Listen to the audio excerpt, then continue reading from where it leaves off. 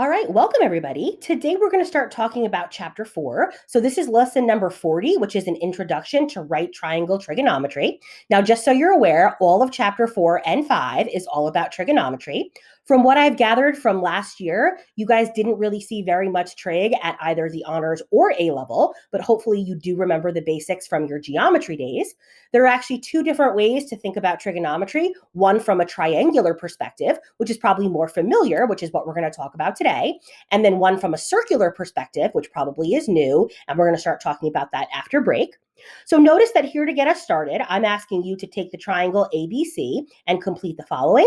So as a reminder, when you're naming a triangle, you typically name it using 3 uppercase letters. So notice capital A, capital B, and capital C.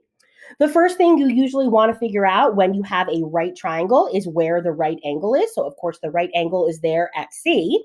Once you've located the right angle, directly across from it is of course the hypotenuse. So you're going to want to go ahead and label it as such.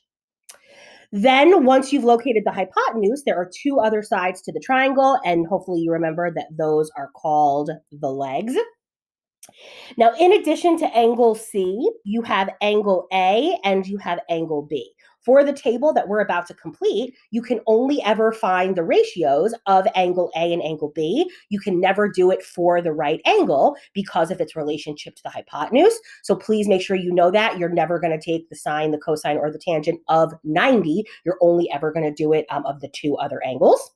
So 3 of these ratios should certainly be a reminder, and then the other 3 might be new, but we'll go through all of them regardless. So SOHCAHTOA, maybe you've heard of that, or maybe you just have heard about the 6 functions of a triangle. But either way, whenever they ask you for a sine or a cosine or a tangent, all they're asking you for is a ratio. These are just the ratios of the right triangle. If you were to take the hypotenuse and the 2 legs, and you were to find all the possible combinations of one side length over another, those would give you a total of 6 ratios. And so we call them by specific names. So the first one is the sine of an angle. And again, you always have to take the sine of an angle, never of a side length. And so the sine of an angle is always equal to the opposite leg over the hypotenuse. Then you have the cosine of theta, which is always equal to an adjacent leg over an hypotenuse. And then you have the tangent of theta, which is always equal to an opposite leg over the adjacent leg. So notice that you will abbreviate the sine, the cosine, and the tangent using only 3 letters. Again, just as a reminder, perhaps at some point you learned SOHCAHTOA. And again, that's just a quick way for you to remember the relationships: opposite over hypotenuse for the sine, adjacent over hypotenuse for the cosine, and opposite over adjacent for the tangent. So if it helps you, great, use them. If you don't need them, then that's fine too. So notice that in the middle column there, I'm actually asking you to find the ratios, but I'm asking you to do it only for angle A. So that means that you're finding the side length ratios for angle A only. So that's up here at the top. So if you're finding the opposite over the hypotenuse, here would be the opposite, and here would be the hypotenuse. And we're going to go ahead and write them in terms of their distances. So the opposite would be the length CB. The hypotenuse would be the length AB.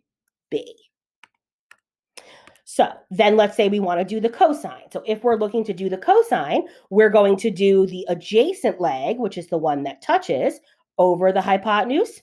So if we go ahead and write that as a ratio, that is going to be the length of AC over the hypotenuse, which is AB. Then finally, we're going to want to go ahead and calculate the opposite over the adjacent. So here's the opposite. Here's the adjacent. And again, this is in relation to A. So the opposite would be CB. The adjacent would be AC. And those would be my 3 ratios for angle A only. In addition to finding those 3 ratios, the sine, the cosine, and the tangent, there are also 3 reciprocal ratios that are directly related to the first 3. So there is something called the cosecant. That is abbreviated with 3 letters, CSC, and that is always the reciprocal of the sine. Then there's something called the secant, which is abbreviated as SEC, which is the reciprocal of the cosine. And then there's the cotangent, which is abbreviated COT, and that's the reciprocal of the tangent. And notice now that for these next set of ratios, we're going to do it in relation to angle B. So when you go to angle B, the side lengths are going to be in different spots. So you have to make sure that you're always looking at the appropriate location. So if I want to find the sine of B, and again, I'm looking at over there at B, then that would be the opposite over the hypotenuse. So here would be the opposite, and here would be the hypotenuse. So that would be AC over AB. And then here's the thing about the cosecant. So because the cosecant is the reciprocal, that means it's the hypotenuse over the opposite, which means if you already know what the sine is, you simply go ahead and flip it, which of course makes it the reciprocal. So you really always kind of get 2 for 1. Again, looking at angle B, we're going to go ahead and find the cosine. So the cosine is the adjacent over the hypotenuse. So that's going to be CB over the hypotenuse, which is AB. And again, because the secant is the reciprocal, you're just going to go ahead and flip the fraction. Or CB, BC, it doesn't matter how you say it, same difference. And then finally for the tangent, so again, we're looking at B. So in B, you're going to be doing the opposite leg over the adjacent leg. So that is going to be AC over CB. And then again, you can simply go ahead and take the reciprocal if you want to go ahead and find the cotangent. So again, these are the 6 ratios of a triangle: the sine, the cosine, the tangent, the cosecant, the secant, and the cotangent. And again, just something to point out here, notice that the sine with an S goes with the cosecant with a C. Notice that the cosine with a C goes with the secant that has an S. It would be nice if the letters matched up, but unfortunately they don't. So you're not allowed to make your own rules. You do always have to remember sine goes with cosecant and cosine goes with secant. So that is a common mistake, but it is usually pretty simple to remember that tangent and cotangent go together. So something else to notice on the right there, they are reminding you that since angles A and B have a sum of 90 degrees, they are said to be a set of complementary angles. So hopefully from your geometry days, you remember that complementary means adds to 90, and then of course supplementary means adds to 180. Then they ask you another question: what do you notice about the values of the sine and cosine for 2 complementary angles? So again, hopefully you notice that these 3 ratios were for A, and then the next set of ratios were for B.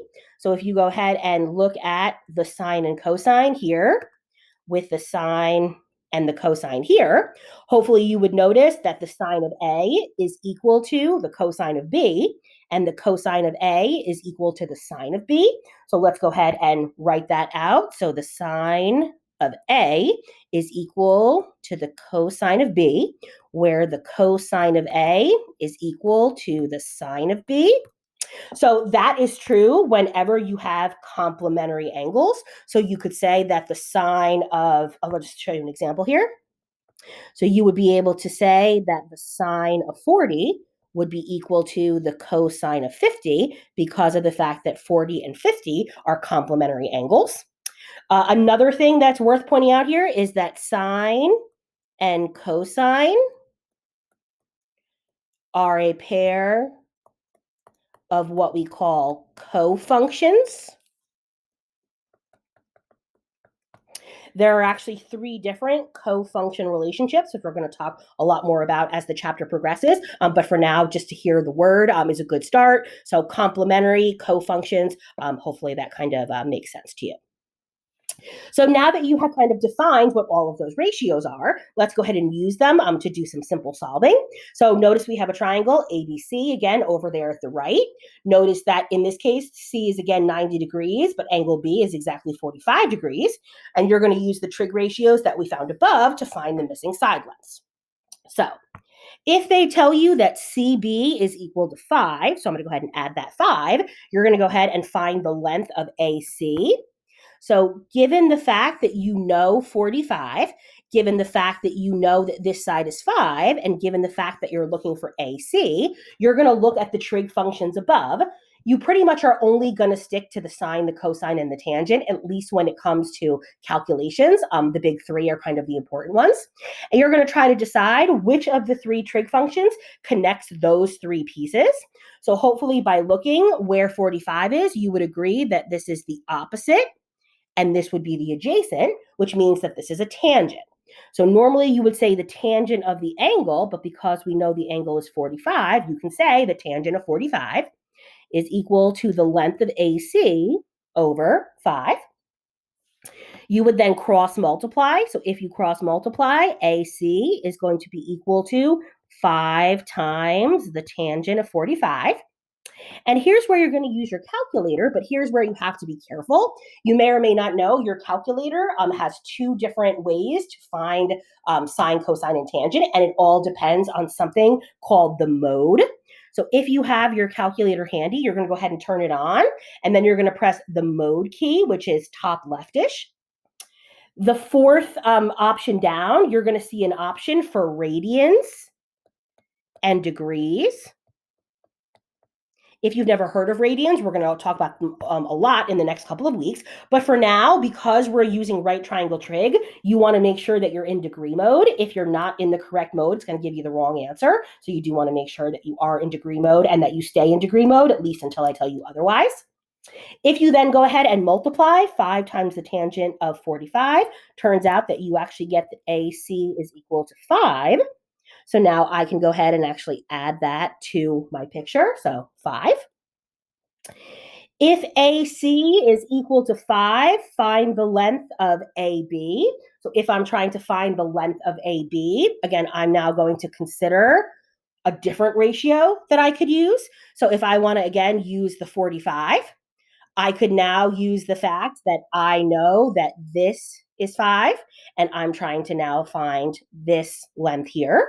So if I want to, I can go ahead and use the sine. So the sine, again, of 45 would be equal to the opposite, which is 5, over the hypotenuse, which we're still going to call AB.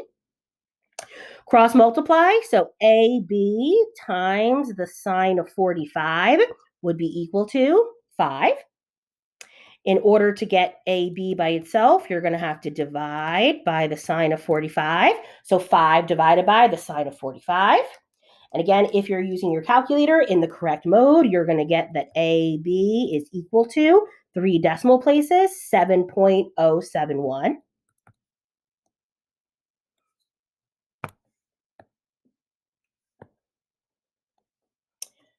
Okay, and then finally, they ask you to multiply the length of CB by the square root of 2. So you want to multiply the length of CB times the square root of 2. The length of CB was 5 times the square root of 2. And if you go ahead and plug that in your calculator, you're going to get 7.071. So that's kind of interesting. Oops, notice that here, turns out you get the same answer, whether you go ahead and actually find the ratio or whether you just go ahead and multiply by the square root of 2. That is important. That does mean something. And then hopefully you also remember that because this side is 45, or because angle B is 45, that would also mean that your third angle also had to be 45. So this is actually from your geometry days, what we call a 45, 45, 90 triangle. And there are lots of things about a 45, 45, 90 that are always true. That was kind of a little investigation, and we're going to go ahead and formalize it in a minute. All right, so now we have a new triangle ABC underneath, and notice that angle C is 90 degrees, and then notice that they tell us that angle B is 30 degrees. Well, if you're thinking to yourself, doesn't that mean that angle A is 60 degrees? Well, you would be correct. So what we have here is the second special right triangle. So we're going to go ahead and investigate a few properties of this before we go ahead and summarize everything that we should know about the special right triangles. So notice that they're telling us here in this example that the length of AC is equal to 5, and they want us to find the length of CB. So again, you're going to go ahead and look at the information that you have, the information that you're trying to find, and then choose the correct ratio. So if I know 30 and I know 5, and I'm trying to find the length of CB, then that would again be a tangent. So I would say that the tangent of 30 would be equal to the opposite, which is 5, over what I'm trying to find, which would be the length of CB. Go ahead and cross multiply. So CB times the tangent of 30 would be equal to 5. CB would be equal to 5 divided by the tangent of 30. And again, hopefully your calculator still is in degree mode, which means if you go ahead and calculate, you're going to get 8.660. That would be the length of CB. Now here in the next box, they're asking us to find the length of AB. So again, from here, we still know 30. We know 5, and now we're trying to find the length of AB. So we can use a sign. So we could say that the sine of 30 would be equal to the opposite 5 over the length of the hypotenuse, AB. Cross multiply, AB times the sine of 30 is equal to 5, which means that AB is equal to 5 divided by the sine of 30. If you go ahead and calculate that with your calculator, you're going to go ahead and get that the length of AB is 10. Notice that in the next box, they're suggesting that you multiply AC times radical 3. So what is it that you notice? So if we multiply AC times radical 3, that would be 5 times the square root of 3. And would you look at that? 8.660. Well, where have we seen that before? Well, just a few minutes ago. And then finally, they're suggesting that you multiply AC times 2. If you multiply 5 times 2, well, you get 10. And again, where have we seen that recently? Well, it turns out that that's here. So it turns out that based on these past two examples, these are, of course, the special right triangles from geometry, and the calculations that we did will always hold true. So we're going to go ahead and summarize them in the box below. So again, you definitely have seen these before and should remember them from geometry, but on the off chance that you don't, be sure to write down everything so that you never have to guess again. So the special right triangles, the first of which is the 45, 45, 90, and the second of which is the 30, 60, 90 triangle. Remember that when you have the 30, 60, 90 triangle, you can, of course, see it in any orientation. You can see it with the 30 at the bottom or the 30 at the top, just depending on how you rotate it. So that doesn't matter, of course. As a reminder, a 45, 45, 90 triangle would be called an isosceles right triangle. Right triangle because of the 90, isosceles because of the fact that two sides are the same. And then the 30, 60, 90 would be called a scalene right triangle because scalene means all three sides are different, and then right again means that there's 90 degrees. So here are the things that are always true about a 45, 45, 90. So the lengths of the two legs opposite the 45-degree angles are always congruent, which of course means that they are the same. The length of the hypotenuse is the length of either leg multiplied by the square root of 2. So that's just basically a summary of what we found above. And then here's a little picture to kind of assist you. So let's say that here is your 90, which means that one 45 is here and the other 45 is here. Across from each 45 has to be the same length. So let's go ahead and call that A. What that means is that if you have a 45, 45, 90, it means that across from the 90, the hypotenuse is always the side, one of the legs times the square root of 2. So again, no work required. If you had a 45, 45, 90 triangle, you could always just use those ratios to help you find missing sides and missing angles. You could always just solve it all the way through, but this is a bit of a time saver. And then what are the things that are true below in the 30, 60, 90 triangle? Well, the length of the hypotenuse is always twice the length of the shorter leg, and the shortest leg is, of course, always the one that's across from the 30. The length of the longer leg is the shorter leg multiplied by the square root of 3. So again, I think it would help to kind of see a picture of that. So let's say that you have your 90 here. Let's say that you have your 30 here, which would mean that you have your 60 here. And again, when you have a 30, 60, 90, where the 30 is at the right, it means that it's longer from left to right than it is up and down. If you were to kind of rotate that triangle where the 60 was on the bottom, it would look like a tall triangle. So just FYI, you can, of course, rotate it. So the shortest side of a 30, 60, 90 is always across from the 30. We're going to go ahead and call that side A. The length of the hypotenuse is always twice the shorter leg. So the hypotenuse is always going to be 2A. And then the length of the longer leg is the shorter leg multiplied by the square root of 3. So the length of this is going to be a times the square root of 3.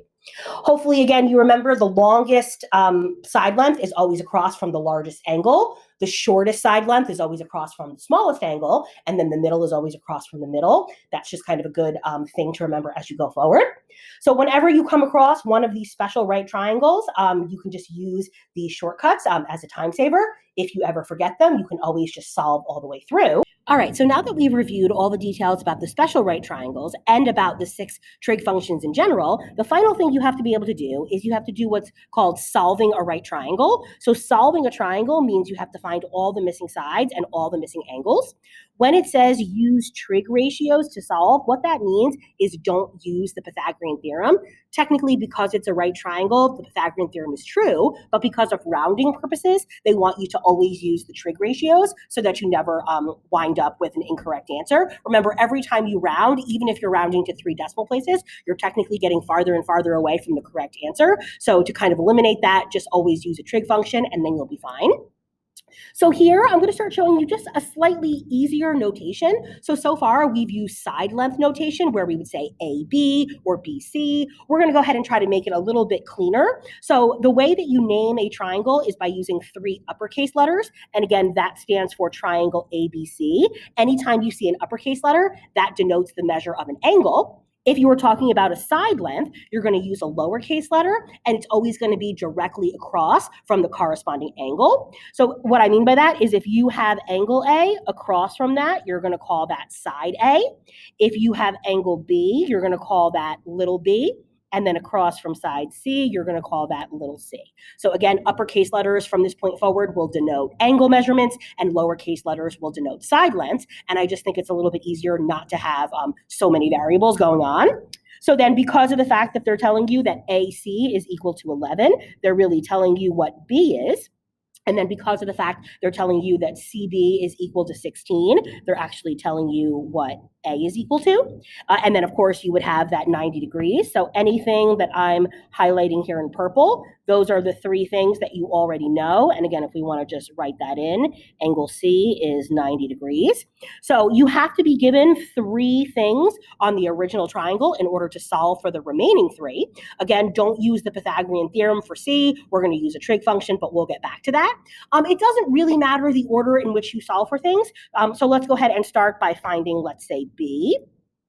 Because of the fact that I know 11 and I know 16, if I try to focus on my SOHCAHTOA, which again, because of the buttons on the calculator, you're going to want to use just sine, cosine, or tangent. We pretty much don't ever use the other 3, at least not for solving triangles.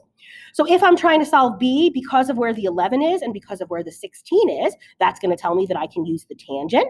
So I'm going to set up that the tangent of B is equal to 11 over 16. And again, notice that in previous examples, we had actually known what B was, so we substituted it. Now we're looking for B, so we call it the tangent of B. Maybe you remember from geometry, maybe not, but if you're trying to just solve for angle B, you have to get rid of a tangent. The way that you get rid of a tangent is by taking what's called an inverse tangent or a tangent to the -1. So you would basically take the inverse tangent of each side. On the left side, the inverse tangent of a tangent will cancel out, so you'll just be left with B. And then on the right side, you have to actually go ahead and calculate the inverse tangent of 11 over 16. And again, don't round 11 over 16. As a reminder, in your calculator, again, you should still be in degree mode from earlier. To bring up the inverse tangent, you're going to press the second tangent button. Make sure the little -1 is there. Go ahead and put in 11 over 16. You're then going to go ahead and get the angle, which you are going to round to 3 decimal places. So that would be 34.509, and then, of course, degrees. So that's the first new thing that we went ahead and solved for. We're now going to go ahead and solve for angle A. Again, technically, you could just subtract it from 90 to find the value of A because those 2 angles are complementary. Just to kind of make sure we're working our trig bone, to make sure we can do all the different steps, let's go ahead and actually set up one of those ratios as well. So let's say that I want to go ahead and solve for angle A. If I solve for angle A, because of where the 11 is and because of where the 16 is, I'm going to go ahead and use another tangent. So I'm going to say that the tangent of A in this case is equal to the opposite 16 over the adjacent 11.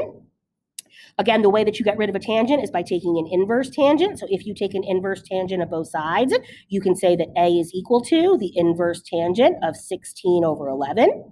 If you go ahead and very carefully enter that into your calculator, making sure you're in degree mode, you're going to go ahead and get 55.491 degrees. And so that is now the second piece of information that we have solved for. I would say, in the homework tonight or in the future, yes, I would allow you to simply go ahead and find the complement. Again, make sure you understand that because C is 90 and because you found angle B and A have to add up to 90, so you could just subtract B from 90 and that would give you A. But again, so you do that on the homework if you want to, that's fine. But honestly, it's good to kind of practice setting up the ratios. It really never hurts. Last but not least, we have to go ahead and find side C. So in order to find side C, we're going to have to use one of the angles that we just found. Again, there are multiple ways you could set it up from here. You could use A or B. You could use sine or cosine, all of which should give you equivalent answers. I'm going to go ahead and choose angle B. I'm going to go ahead and use this 11, and I'm going to go ahead then and use this C. So if I decide to connect those three things, and I say again, there are multiple expressions you could set up, all of which would give you equivalent answers, but I'm just going to go ahead and connect those three. So if I do so, that is going to be a sine situation. So I'm going to say that the sine of B, which is 34.509 degrees, let me just write that a little bit neater. So the sine of 34.509 degrees is equal to the opposite 11 over the hypotenuse, which is C. I'm going to go ahead and cross multiply. So C times the sine of 34.509 equals 11, which means that C is equal to 11 divided by the sine of 34.509. So calculator time, and again, just make sure you are clear on the fact that when you open a sine, a cosine, or a tangent, because it opens parentheses for you, you are going to want to go ahead and close them. So if you do that calculation, you're going to get that C is equal to 19.416, and that would be a unit measurement, so no degree symbol. And again, if it was a word problem, you would want to make sure that you use the appropriate units. You will see a couple of word problems on the homework tonight. So that, again, is what we call solving a right triangle. It means you need to find all the missing sides and all the missing angles. So because of the three things that you were given and the three things that we found, we're now all set.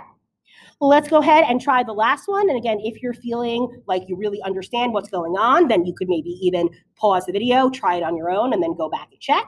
Or you can go ahead and just dive right in. So again, I'm going to try to just make things a little bit easier in terms of not having as many letters going on. So I'm going to call this little a, and this little c, and this little b. They tell you that the measure of angle A is 43 degrees, and then they tell you that CB is equal to 12.5, so that would mean this right here. And then, of course, C would be equal to 90 degrees. So let's just go ahead and highlight the things that I have. So I have angle A, I have angle C, and I have side A. So I have to go ahead and find the three remaining things. In a case like this, hopefully it's clear that the best thing you can go ahead and find right from the get would be B. So I can just find the measure of angle B by taking the complement of angle A, so 90 minus 43. That would go ahead and give me 47 degrees. So that's the first thing that I calculated. And again, just to kind of make sure it's clear, the difference between why it makes more sense to do that here, but in the previous problem, you maybe wanted to do the calculation. In the previous problem, because neither A nor B was given, there's a chance that you could have found B incorrectly, which means that A would also be incorrect if you just subtracted it from 90. So by doing each calculation separately, it just kind of 100% confirms that you are doing it correctly.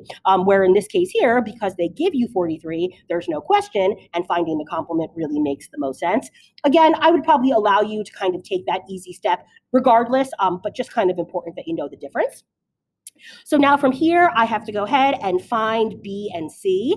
My recommendation would be that when you're going to calculate, if possible, use the 43, only for the fact that that was a given. Again, what if you accidentally did 90 minus 43 and got 57? Well, if you had the wrong angle B and then used it for the rest of the problems, you would then have all wrong answers. So whenever possible, use the given information since it's given.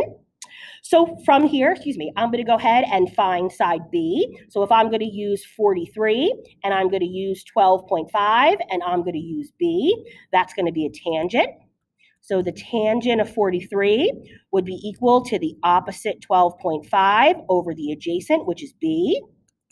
So B times the tangent of 43 equals 12.5, which means that 12.5 divided by the tangent of 43, make that a, ooh, my eraser's not working there. Interesting. Go ahead and click that. Nope, still not quite working. Okay, there we go. So then I'm going to go ahead and do 12.5 divided by the tangent of 43, and that's going to give me 13.405. So that's my second calculation. And now to finish it up, I'm going to have to go ahead and find the length of side C. So in order to find side C, again, I'm going to go ahead and use the 43, and then I'm going to use the 12.5 that was given, and I'm going to try to find the C. So using that, that would be the opposite over the hypotenuse. So that would be a sine situation. So I'm going to say that the sine of 43 equals 12.5 over C. If you then cross multiply and then divide, you're going to get C is equal to 12.5 over the sine of 43. I kind of skipped a step there. I cross multiplied and then divided, but hopefully you can follow. So if you do 12 divided by the sine of 43, you're going to get 18.328 as your answer. Oops, 328, yep. And then one final point here as we finish up, it's possible that instead of using the calculation that I did, let's say you did decide to use angle B instead, you might get a slightly different answer, like by a couple of tenths or a couple of hundredths. So if the order in which you solve for things is just ever so slightly different than the order that I solve for things, again, your answers could be just minutely different. But again, that is something that I will know going in, and it won't be a problem. So again, this is just an introduction to chapter 4. There's so much more to talk about after break. I'm hoping that the majority of this was review, but on the off chance that it wasn't, hopefully you enjoyed. You're going to go ahead and try homework number 40. Hopefully you can finish before break, and we will go ahead and pick up when we get back. So thanks very much for tuning in, guys, and we will catch you next time.